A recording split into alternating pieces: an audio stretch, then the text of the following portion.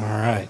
So, as you can tell, my name's Mike. So who here is a C# developer? Anybody? Lower your hand. They don't know you're here. They're all Java developers. All right. So basically, I've been a C# developer for the last few years. I recently got thrown onto the stack a few months ago. So it's been a Mr. Toad's wild ride ever since. And I'm loving it, all the new stuff. But trying to write object-oriented programming in JavaScript is becoming very difficult. But so before I get started, let's go over some history of WebGL. Basically, back in the day, around 95, 97, there wasn't really much out there except for VRML for 3D applications for the web. And it was really awkward. It was a 3 megabyte download. Back then, that was a lot. And it was a plugin for your web browser. So it wasn't really, not everybody wanted to go download this plugin to view your application for a 3D application. And it was very slow on computers because they weren't very fast. And there was really no market for it. Not until recently, in 2011, WebGL came out. And this really saved the day. It made a nice standardized way for doing 3D web applications on the web. And it's basically a JavaScript API for rendering 2D and 3D graphics. And it uses OpenGL, which is an embedded OpenGL library, to do all the rendering. So what that means is you write your JavaScript and you send it to the OpenGL library API, and then that does GPU and the CPU, basically does all the legwork. And then if anybody's a Rick and Morty fan, the Plumbus is also optional, and you don't really need it, but it's debated by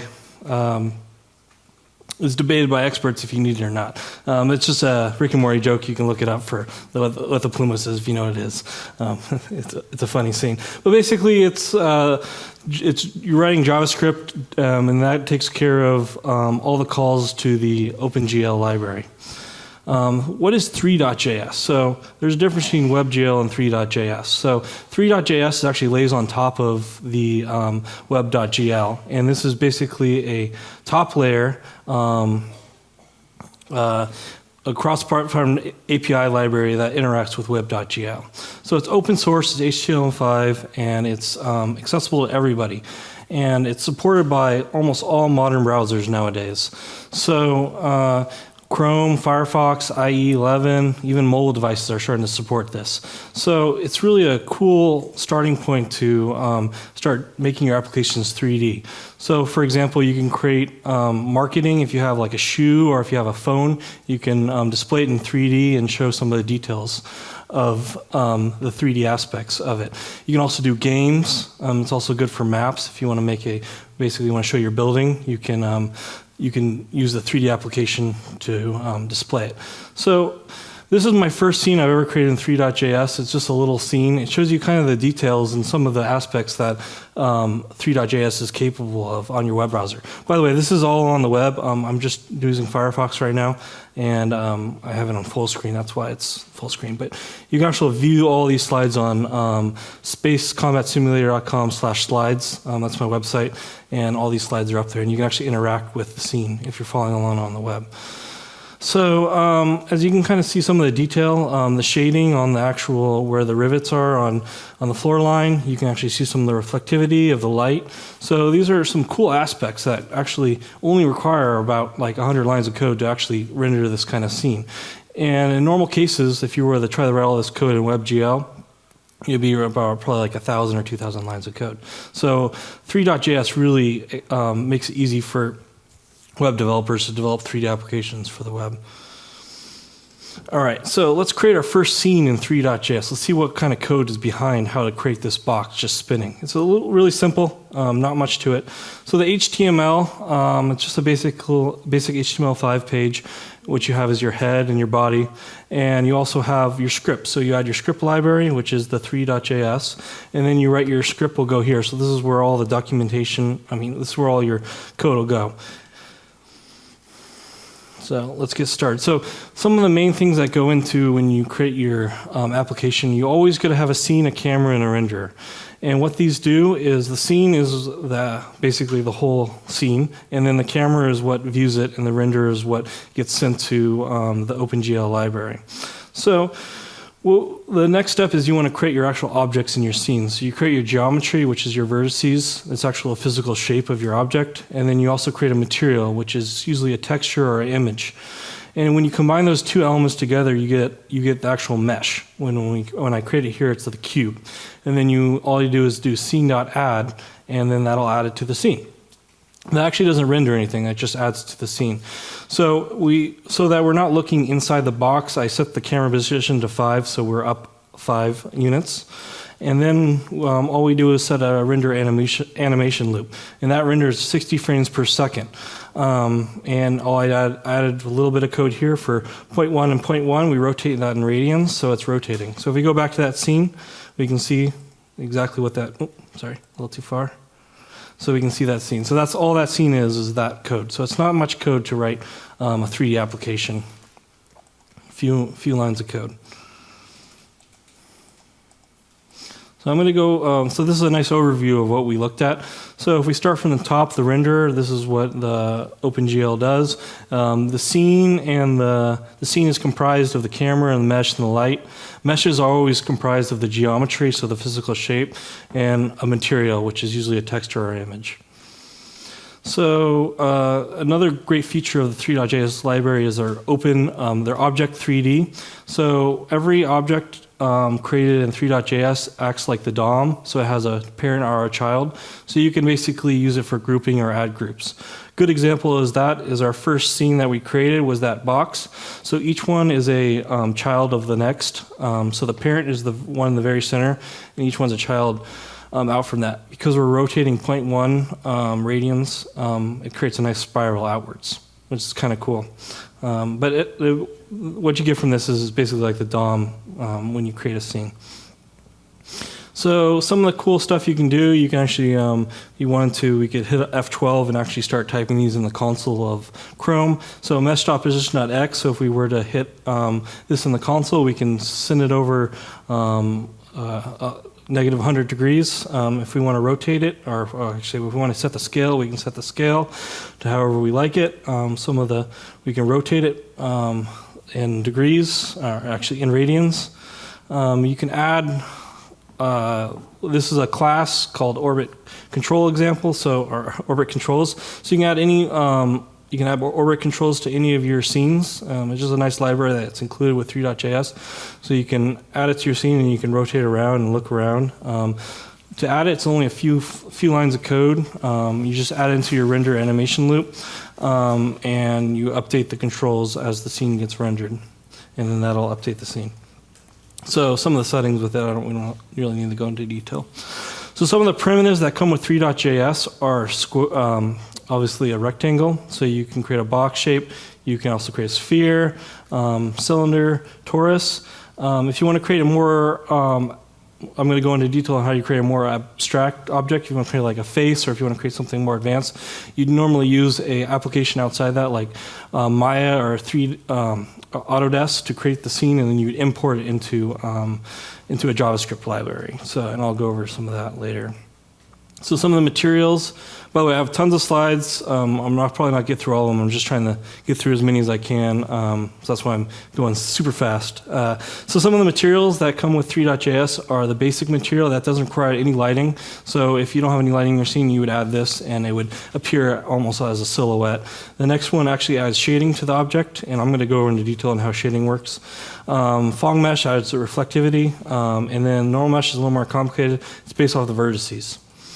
Smoothing. So how do you actually smooth an object? So if I were to have two planes directly like this, it would be completely faceted. But pretend I want to actually make a smooth dome shape around it. So what I would do is I would start rotating the vertices inwards, which would actually trick the shader that there actually is less shading as you get closer inwards. If I were to bring the vertices together, it actually creates a smooth soft edge. As you can actually see, if we look closely here, the hard ridge is still there at the very tip, but in between, it actually looks like a smooth shape. So this is how you can basically get more data or make it look more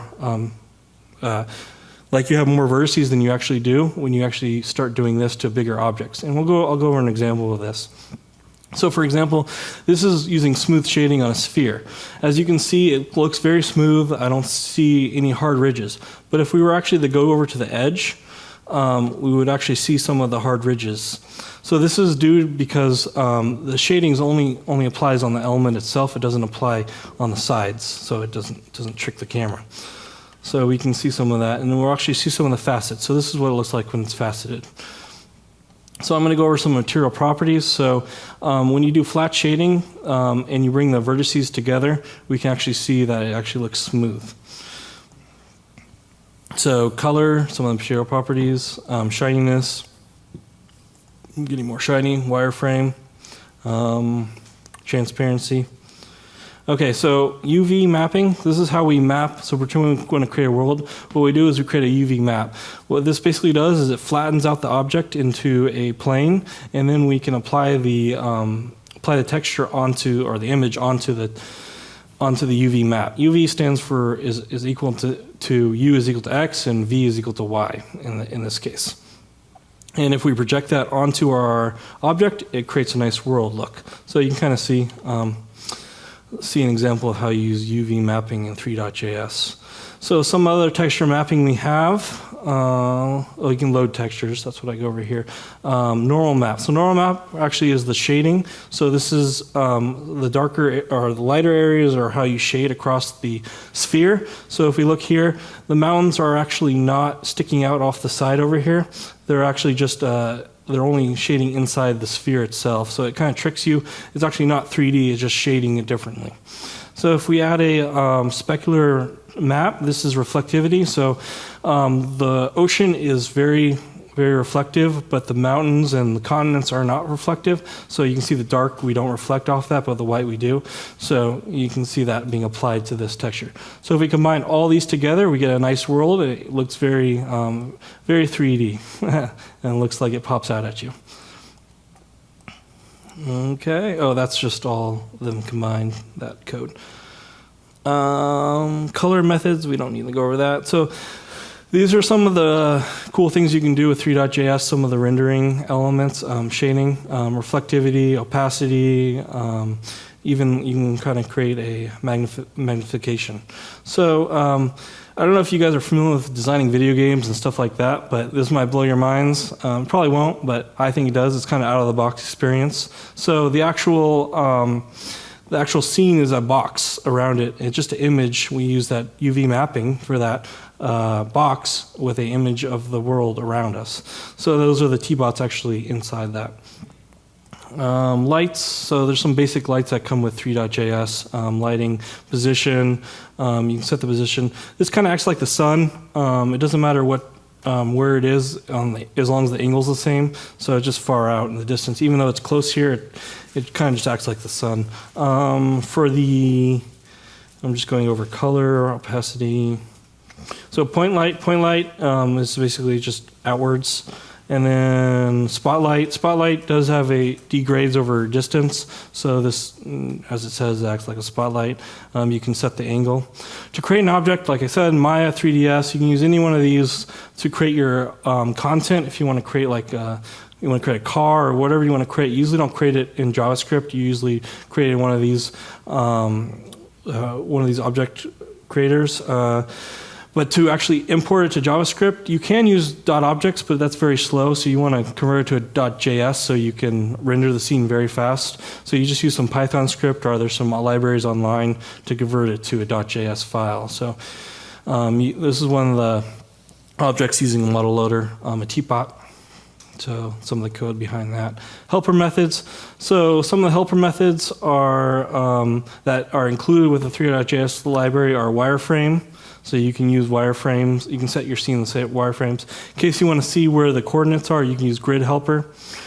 In case you need to see where the lights are in your scene when you're designing your scene or whatever object you're creating, you can turn on the helper for that.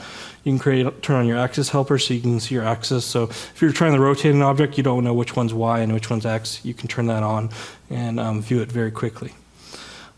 Sprites, so our first scene, I had a scene of sprites, and this is really easy to do. Basically, a sprite is, we use that for particles or clouds. It always faces the camera. It's always perpendicular to the camera, or parallel to the camera. And it only just, in size, it gets smaller or bigger, depending on how far away it is. So it's great for creating clouds and stuff like that in case you need to create like an explosion, or if you have, if you're in the sky and you have a lot of clouds around you. So some of the stuff other people have developed are physics engines. And this brings me to the last topic, which is interactions. So you can interact with your scene. This will actually, sorry. By the way, this computer does not have a graphics card. That's why it's so slow. It's running off the CPU. If I had a nice computer here, it would it'd be pretty quick. So you can see some of the interactions. So interacting with the scene, what we do is, let me go back to that real fast. When you interact with the scene, my mouse is over it. What we do is create a raycast straight out from the center of the mouse, and we select the first object on the window. So there's some code here. We don't have time to go over in detail how this actually works, but basically it just selects the first scene, first object on the raycast outwards. So overview. So what we went over today really fast. We went over scenes and lightings, geometry and loaders, material and textures, and interactions. There's a lot more out there, shaders, animation, but that's all I can cover in 15 minutes, so it's some cool stuff. Yeah, that's it.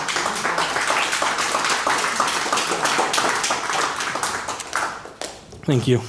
Any questions? Yeah. Awesome. Thank you. So how complicated or easy would it be to actually create an environment like a building and allow the user to walk through it, like a virtual reality, to see how a building is being created? Or Okay, so if you actually have the model, the building model created, it would probably be like, for me, it would probably take a day's worth of work. It would probably be only around probably 200, 300 lines of code. It shouldn't be that much for that, no. Yeah. So every time you're walking through the building, how often do you contact the server to reload information in the browser? Okay, yeah, so this is... So how much bandwidth is being used? So we load this all beforehand, so it depends on how big your scene is. Usually like an object like that is only probably... I could look it up real quick, but... or I can hit F12. Actually, that's a good question. This is Firefox. Okay. I only used Firefox because it stored my cache, so I didn't have to use the internet.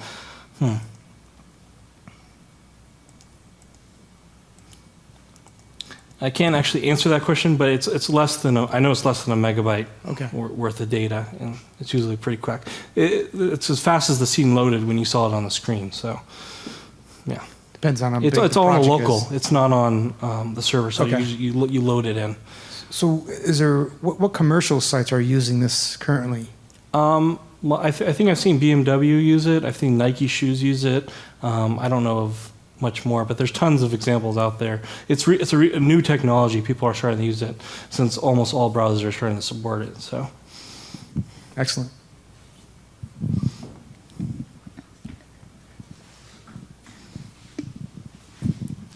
Hi. How does it compare to other 3D web-based rendering? So 3.js, I've only used 3.js for rendering, but compared to VRML, the original, it's a lot faster. But VRML actually is pretty fast, but you have to download a plugin for it. I forget what the other one is, but there's another one out there that uses 3.js, but they all use the WebGL library, OpenGL library. Yeah. This is a canvas, so it's rendered in the element itself. So you can do SVG. It sort of works I haven't actually tried it with 3.js, but I'm not 3.js. 3.js. You can use SVG, but I haven't tried it before. I don't know about it. Sweet. Any other questions? All right. Thanks, Mike. That was awesome. Appreciate it. Thank you.